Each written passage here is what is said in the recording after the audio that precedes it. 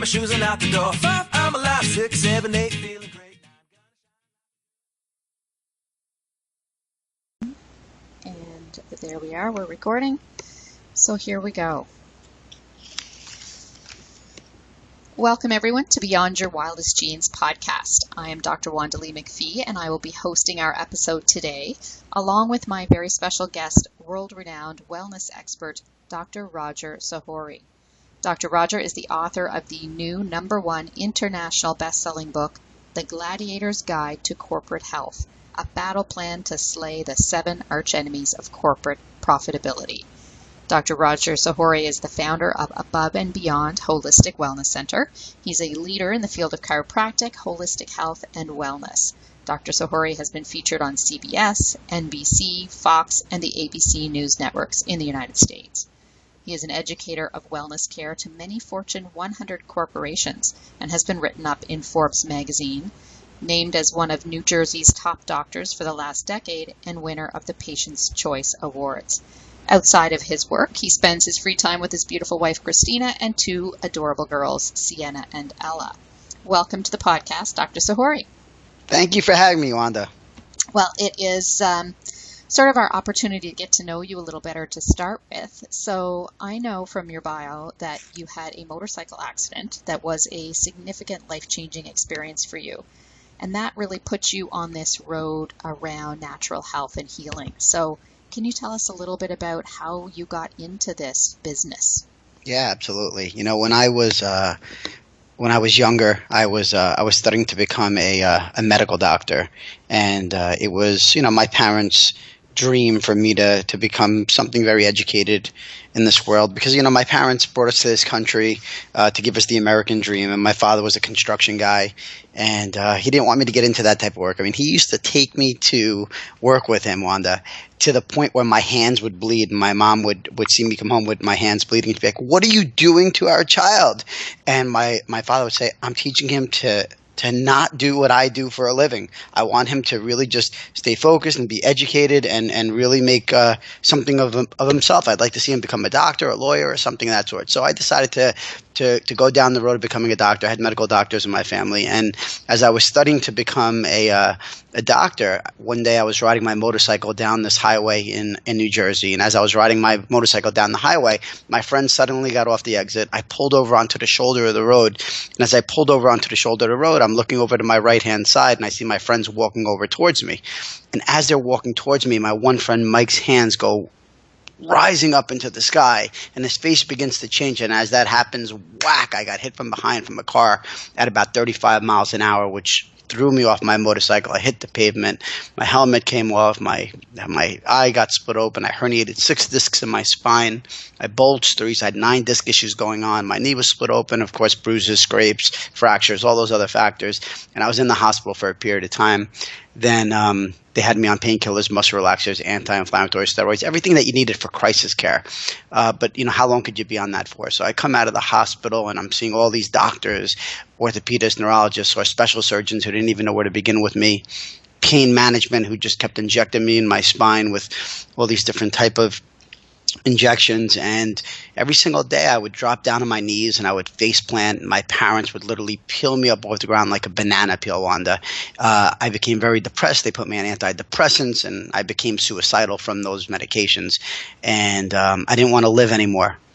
And I was really planning my death. And then I was led to a corrective-based chiropractor who taught me the truth about how the body functions and operates. And he gave me hope, and he gave me light, and I went under his care, and within 3 months of care, I had a glimpse of hope. Within 6 months, I had more. Within a year, I regained my life back. So I really believe that God led me to this, and you know, I didn't choose this profession; it chose me.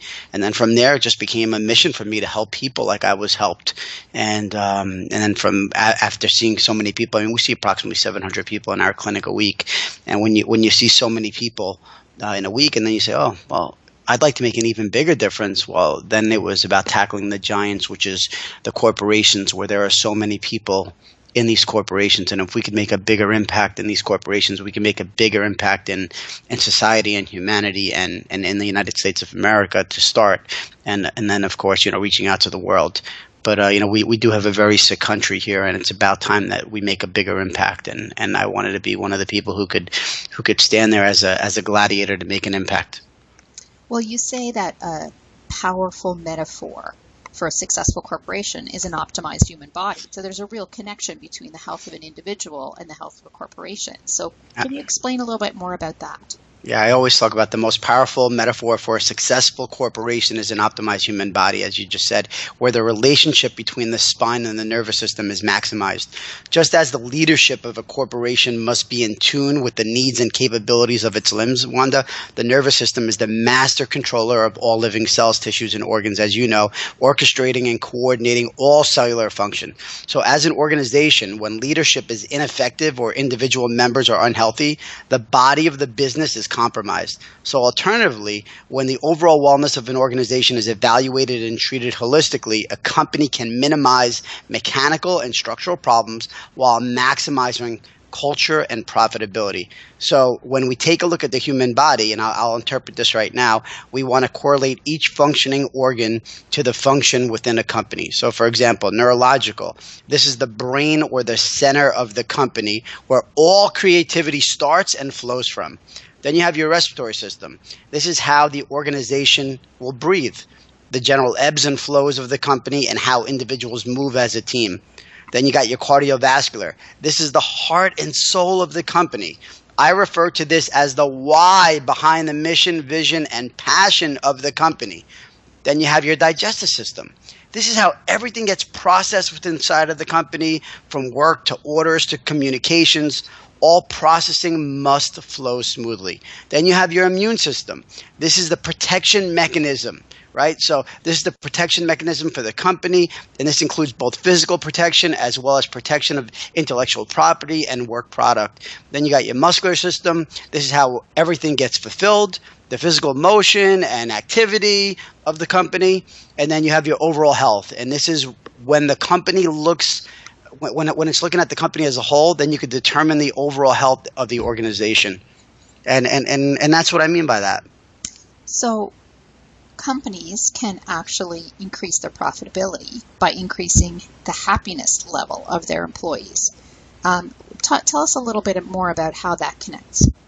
Absolutely. Well, I mean, just think about this for a moment. If you woke up and you had to go into your place of work, and whenever you got there, you felt that you were underappreciated, or you felt that you were just getting that all they did was focus on the things that weren't right that you did inside of your workplace, instead of focusing on all the little victories that you've done and how you add to the team, would that shift the way that you perform inside of your workplace? Absolutely. Absolutely. So if we can begin to appreciate the people who work for us and begin to celebrate their little victories, or acknowledge, what they've done, for your company, they'll become more productive, and your company will become more profitable. Every single day when I go into my wellness center, right, and we run I have a robust team, and what I do is I always look for what's right with inside of the individuals that work for my company, and I make them aware of that. Or when I come in, it's just about just greeting them, with some love, maybe giving them a hug, telling them how amazing that they are, or is there anything that I could do to add to their lives? When you begin to acknowledge them and that you care about them and you care about their life and you begin to put people first, they begin to put you first. So, if you've ever heard of this little school this little tiny school in Boston, called Harvard, they did a study, and in that study, they said this. They said that, in order to create success, happiness is really the key. See, happiness can create success, but success doesn't create happiness. So it's all about creating happier people and a happier environment and creating a culture. And when you have that culture that's very happy and wellness oriented, you're going to have a productive company, you're going to have peak performance happening, and you're going to have profitability happening for the company. Well, and obviously, if your employees are experiencing pain or illness or a lack of well-being, it's pretty hard for them to really express that happiness at its full level as well. Absolutely. And that definitely falls into one of our arch enemies, our 7 arch enemies. So in your book, you talk about wellness programs for corporations. And, a lot of people think, oh, that's going to cost money, or my corporation, a lot of our listeners are probably employees, and they're thinking, how do I bring this to my company? They're going to think it's just a money expense, but really it can help them make money. So how do you help them sort through that? Absolutely. I mean, well, we have a whole robust system that can really show them on how to do some of the things that cost absolutely nothing, and some that are, of course, have a cost to them, but it's saving them money, because absenteeism in the workplace today is costing a company, a corporation, 35% of base payroll. And presenteeism is costing them actually 7.5 times more than that. And what that means is having employees that actually show up, but they're not even present. Right? They're head somewhere else. They're not feeling well. They're frustrated. They're stressed. Well, that's costing them money. I mean, how productive are they? So when you can get a company running well and syncing together and really beginning to meet employees at where they are, and starting always at the top with the leadership. So when you start with the executives first, then and you teach them how to become healthy and how to begin to engage and work with their employees as well, it'll maximize the whole performance within inside of the workplace. And that's really what your book is about, The Gladiator's Guide to Corporate Health. And you talk about 7 arch enemies of corporate profitability. So I think we're touching on some of those. So let's just launch into that. What are these 7 arch enemies? Well, you got stress. That's one of the arch enemies, which we know is huge, right? Stress is everything. I mean, stress leads to heart attacks. It leads to heart disease. It leads to cancer. It leads to all types of sickness within inside of an individual. And imagine if you have stress inside of the workplace. It's creating a cancerous environment. It's creating an environment that's about to fail, that isn't going to begin to function at its optimum best. You got sick care focus. You got absenteeism. You got presenteeism. You got obesity, which is an epidemic today, right? You got mental health issues, and you got chronic pain. And all of these are the arch enemies. And they're all creating a deficit when it comes to profitability within inside of the workplace. Well, I mean, we aren't going to have time to talk about all of that in the depth that really we should be digging into. So people will be able to get the show notes at the end and grab your book. But let's start with stress. You say in the book there's 7 kinds of stresses. So let's talk a bit about that. Everybody can relate to stress. Absolutely. So you got physical stressors, you got chemical stressors, you got emotional stressors, you got mental stressors, you got spiritual stressors, you got social stressors, and you have financial stressors, right? And all of these can really begin to impact someone's health. And the way that that not only are they functioning at their corporation, but how are they functioning as an individual? How is it affecting them with their relationships at home? How's it creating, relationships with inside of every component and aspect of their life and well-being? And I mean, life has stress. So being able to both manage that stress when it happens, whatever area it's in, and being able to increase your resiliency to better handle the stress that does come your way are parts of your corporate wellness strategies. So it's very different when you talk about corporate wellness than maybe some of the other programs are out there. So what is the biggest difference in your approach? Well, I mean, the biggest difference in our approach is, number one, is that we are definitely going to create a happy environment, right? A culture-based type of environment. We're going to create an environment where people are actually being engaged. We're going to teach them how to become motivated and actually make decisions properly. We're going to teach them how to begin to plan and become more goal-oriented. We're going to create assessment tools to be able to see where are they, because every single person, they're not the same. Just like there are no 2 fingerprints that are alike, there are no 2 people that are alike. So when you begin to take a look at a company, you need to begin to understand the individuals within inside of the company, and you need to be able to know how to communicate with each individual in the company. So in order to get maximum performance out of people, you need to be able to understand where they are, and you also need to have people really get on board to saying, you know what, all right, it's time for me to make an impact on my own self and take ownership of that as well. And then we're going to teach them how to begin to connect and begin to, to share as well. And what I mean by that is, culture revolves around connection and sharing. So the culture can motivate individuals in ways that no other, programs or systems can. So we really want to begin to create them to connect and share their greatness that's occurring, and begin to celebrate those type of things. Then we got to create the type of training and education process, and then show them how they could have access, because you want to create the least amount of roadblocks. So we have different types of tools. So for example, we have our Gladiator application, which will actually get the employees out of their seats every single hour to do a stretch break, a movement, a breath break, something that's going to motivate, inspire them, like a reset button for them. That's going to be something that we do. We're going to have a value system where we're going to begin to understand the employees, what's most important to them and what's least satisfied. And the same exact thing for the executives. What's most important, what's least satisfied.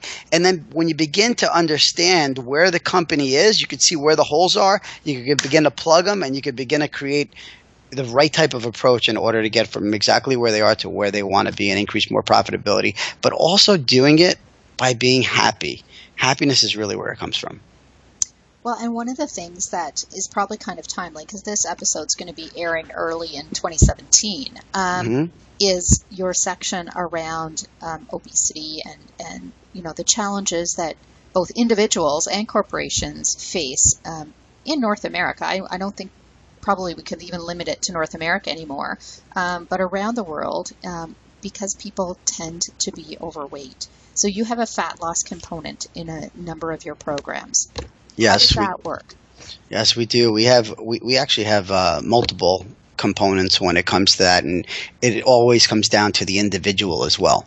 But we do have customized program, and one of our programs is called the Lighten Up Fat Loss System, for example. And what tends to happen is that women will tend to lose anywhere between 20 to 35 pounds in a short span, in just over a 63-day span.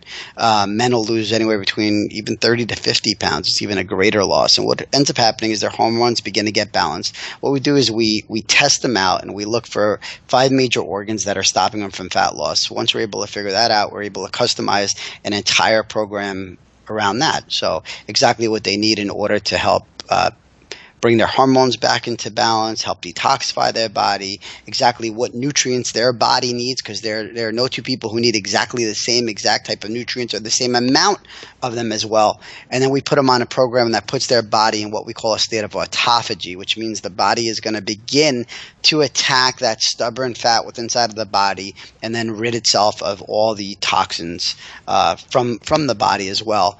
And then the body will also begin to lose that weight within the first 40 days. And after that, the next 21 days, we're working on resetting the hormones and balancing it out, and then showing them what foods they're sensitive to, which ones they're not. And then at the end of the day, they're going to have a blueprint of exactly who they are, and they're going to be able to follow that for the rest of their life. They're going to know what foods work for them and what foods work against them. And then we have a one-on-one. We have coaching for them. We hold their hand throughout the entire process. It's doctor supervised. I mean, it's outstanding, and it's really making a huge impact. I mean, we've done tens of thousands of people with just such amazing success, and we're ready to bring it to the big corporations now. So, Dr. Roger, that program, for some of our listeners who may not be involved in a corporate wellness opportunity like you're bringing through the Gladiators, but is this an individual program that people could access? Absolutely. All they have to do is go to wellnessanswerman.com. That's WELLNESS answerman.com. And they could get some information on that there, or they can just call our 1-800 number, which is 1-844-Dr. and they could speak to somebody live who could actually walk them through the system as well. Okay, and we'll put those in the show notes as well for people, so that nobody's crashing their car when they're trying to drive and listen to this at the same time. Yep. We don't need to create any accidents out there. Yep, so, absolutely. Back to the corporations for a moment, though. Health does equal wealth. I mean, as a small business owner or medium-sized business owner, we all see the impact of unhealthy employees on business. I'm sure that only escalates in larger corporations, not gets smaller. Absolutely. So what can we inform our corporate executives about? So why should they care about the wellness program?